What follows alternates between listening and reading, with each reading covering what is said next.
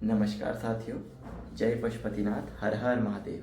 मेरा नाम मनोज पांडे है और आजकल मैं कर रहा हूँ अल्मोड़े से नेपाल काठमांडू पशुपतिनाथ मंदिर की पैदल यात्रा।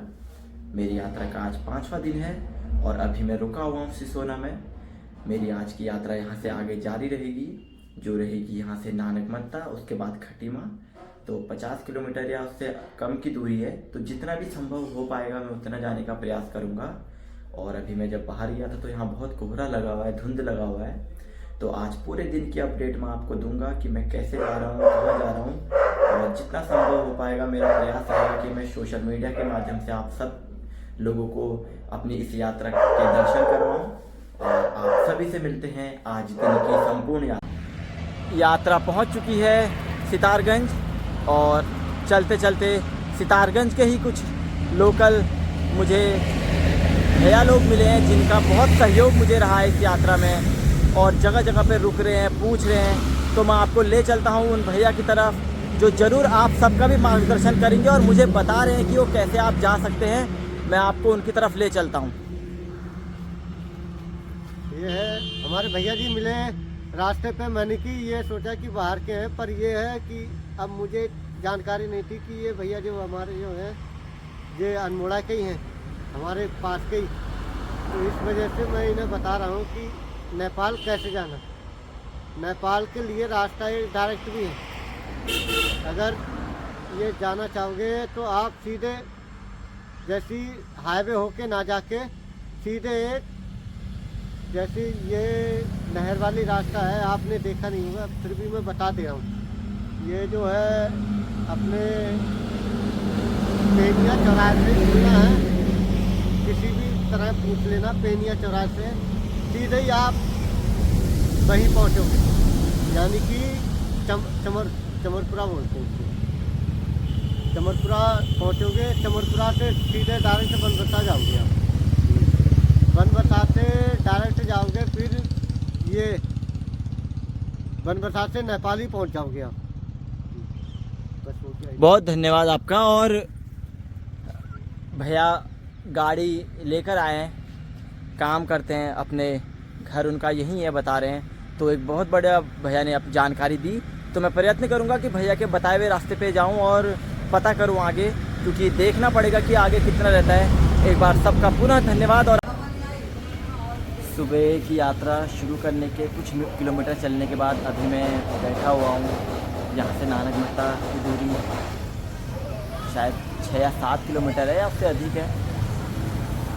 तो जो 5वें दिन मुझे यात्रा ने सिखाया है वो इतना तो ज़रूर सिखा दिया है कि ये यात्रा अच्छे जूतों से नहीं हो सकती। यात्रा ना अच्छे जूतों से रहे होगी, ना अच्छे कपड़ों से, और ना अच्छे बैग से। ये यात्रा ऐसी यात्राएं होती है हौसलों से, उम्मीद से, भरोसे से कि आप आगे चलेंगे और आपको एक अच्छा आपका सफ़र जाए। और बहुत प्यार मुझे लोगों का मिल रहा है सोशल मीडिया के माध्यम से। कुछ ऐसे ही मेरे गृह क्षेत्र से ऐसे भी लोग हैं जो मुझे हर घंटे पे फ़ोन करके पूछ रहे हैं कि कहाँ पहुँचे और क्या कर रहे हो। मतलब बहुत प्रेम मुझे लोगों का मिल रहा है, और मैं ऐसे ही प्रेम के आगे कामना भी करता हूँ और उम्मीद करता हूँ कि यही प्रेम आगे भी मुझे मिलेगा। अभी मैं हूँ नानकमत्ता से थोड़ा पीछे और आपको ले चलता हूँ नानकमत्ता। अभी मैं रुका हुआ हूँ दिन में खाने के लिए, और दिन का खाना खा के यहाँ से यात्रा आगे फिर अपनी बढ़ाऊँगा। खाना खा के फिर से यात्रा आगे बढ़ चुकी है, और यहाँ से नानकमत्ता है 10 किलोमीटर, खटीमा 26 किलोमीटर, और सामने पूरा हाईवे। ये जो सामने रोड कट रही है वो जा रही है किच्छा रुद्रपुर की तरफ, लेकिन मैंने सीधे सामने जाना है, तो मैं इस वाली रोड पे जाऊंगा और आपसे मिलते हैं आगे। यात्रा आगे बढ़ते हुए पहुंच चुकी है पवित्र नगरी श्री नानकमत्ता साहिब पे, और यहाँ से 1 किलोमीटर की दूरी पे नानकमत्ता साहिब है। मैं भी आपको थोड़ी देर बाद नानकमत्ता साहिब के दर्शन करवाऊँगा और वहाँ से अपनी यात्रा आगे जारी रखेंगे। नानकमत्ता गुरुद्वारा प्रवेश द्वार, इसके अंदर अब एंट्री हो चुकी है मेरी, और सामने गुरुद्वारा है। तो और ये इधर को जो रूट गई वो खटीमा किले, लेकिन मुझे आगे जाना है। नानक मत्ता में दर्शन करने के बाद बता रहे हैं कि सामने ही से ही एक रोड और जाती है खटीमा के लिए, तो मैं वहाँ की तरफ जाऊँगा और फिर आपसे आगे मिलता हूँ। मैं पहुँच गया हूँ नानक मत्ता गेट से अंदर, और अब इधर से आगे जाते हुए जो सड़क है, यहाँ से नानक मत्ता की जो दूरी है वो 2-3 किलोमीटर है। तो मुझे लगा पीछे बोर्ड में कि 1 किलोमीटर लिखा था, तो मुझे लगा कि नानक मत्ता 1 किलोमीटर है, लेकिन यहाँ आके पता चला कि यहाँ से आगे 2 या 3 किलोमीटर और है, उसके बाद नानक मत्ता आएगा। तो नानक मत्ता में दर्शन करने के बाद अपनी यात्रा आगे खटीमा की तरफ बढ़ाएंगे और आप सभी को ले चलेंगे नानक मत्ता दर्शन। मेरी यात्रा पहुंच चुकी है नानक मत्ता साहिब में, और यहाँ मुख्य परिसर में फ़ोन ले जाना मना है। मैं आपको आगे दर्शन कराता हूँ, तो आप सभी लोग यहीं से दर्शन कर लीजिए। मुख्य परिसर में फ़ोन ले जाना मना है, तो हम फ़ोन नहीं ले जाएंगे क्योंकि हम सभी का सम्मान करते हैं। और नानक मत्ता साहिब से मेरे साथ जितने भी यात्री जुड़े हुए हैं मेरे सोशल मीडिया के माध्यम से, मैं नानक मत्ता साहिब से उन सब के अच्छे स्वास्थ्य और उज्जवल भविष्य की कामना करता हूँ। आप सभी से मिलेंगे इसके बाद आगे खटीमा में। मैं नानक मत्ता साहिब में हूँ अभी, और मुझे एक यहाँ दोस्त मिला है जो मेरा एक दोस्त बन गया है यहाँ। क्या नाम है आपका? नवजोत पाल सिंह। तो ये दोस्त बन गया और मेरे पास मेरी यात्रा की जानकारी लेने आया था, और अभी स्कूल में पढ़ता है और एक बेहद शानदार लड़का है जो हर चीज़ों में आगे है। तो पूछ रहा था कि आप कहाँ जा रहे हैं, कैसे हैं, और तो मैंने पूछा आपको, तो कहता अपनी ऑडियंस से मिलाओ। तो मैंने कहा मेरी कोई ऑडियंस नहीं है, लेकिन फिर भी तो मैं मिलाता हूँ इसके, और ये अपने बारे में एक गाना सुना देना है। अरे हो जाएगा, कोई तो आता होगा मेरे साथ गाना। हाय तेरी रुमाला, हाय तेरी रुमाला, गुलाबी मुखड़ी, गुलाबी मुखड़ी, के भली छाजी रे, के बली छाजी रे, नाक की नथुली। नाक की नथुली। ये गाने में कह रहा हूँ, लड़की से कह रहा है लड़का कि हाय तेरी मुखड़ी, मतलब तेरा चेहरा, ये गुलाबी मुखड़ी, गुलाब मुख, तेरा गुलाबी चेहरा क्या अच्छी लग रही है, नाक की नथुली। तो आप मैं बहुत धन्यवाद करता हूँ इस भाई का, क्योंकि ये मेरे पास आया था और आप सभी लोगों को मिलाया मैंने इससे।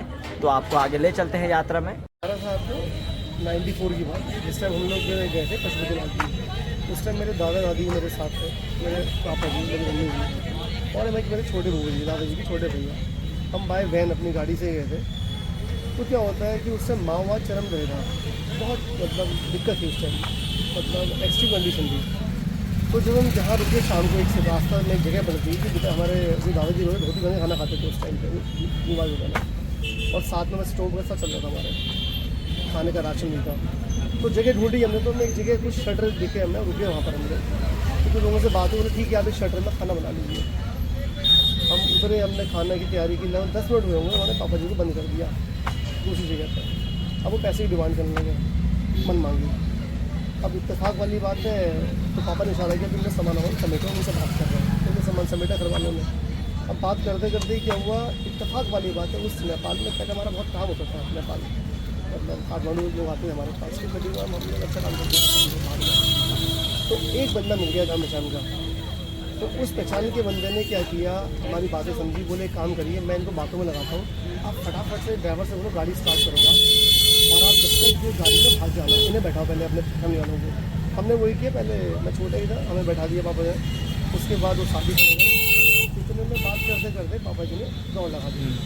वो लड़के बात लगा रखा था दूसरे बंदे ने, तो दौड़ लगा दी। तो क्या मैंने पत्थर फेंकना शुरू कर दी गाड़ी पर, किसी तरह बच के आगे निकल गए। और आज तो आप जा रहे तो बिल्कुल बहुत चेंज माहौल है हमारे भारत का, खासकर उत्तराखंड का। यहाँ हमी सरकार बहुत अच्छा काम कर रही है, जीरो टॉलरेंस वाला काम कर रही है।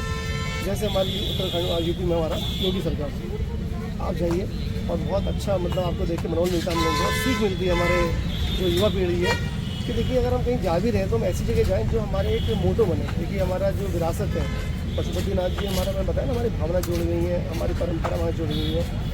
और मैं भी कहना चाहूँगा आपकी यात्रा बहुत अच्छी रहे और मंगलमय रहे, और लोगों को प्रोत्साहन मिले, घर वालों को भी आपके प्रति ये लगे कि हाँ मेरा बेटा अगर बाहर गया है तो किसी उद्देश्य से गया।